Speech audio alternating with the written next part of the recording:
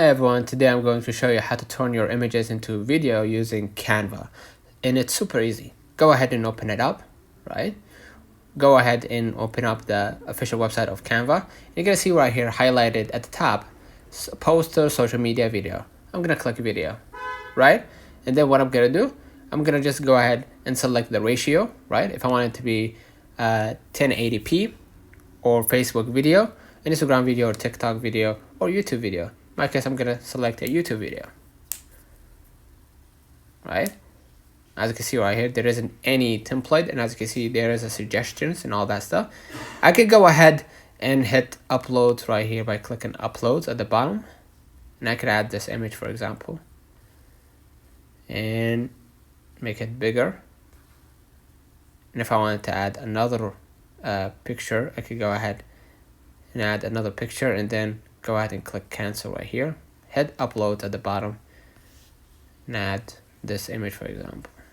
Right, I'm gonna extend it to make it look more full. As you can see right here, this is a full video. Now if you want to add like animation or whatever it might be, go ahead and hit animate. Go ahead right here and hit animation and apply to all pages right here, as you can see, right? Or I can add right here, for example, click more. I won't see anything here. Let's say would add something like this, yeah, something like this, right, without applying to all settings, right? As you can see, now it's full video. If you want to add audio, sorry, you can add audio from the audio section right here, right? And you can use it for your video. And after you finish, you can hit play to see the final result. And if you like what you see, go ahead and hit the upload at the top, and you can download it to your device, right?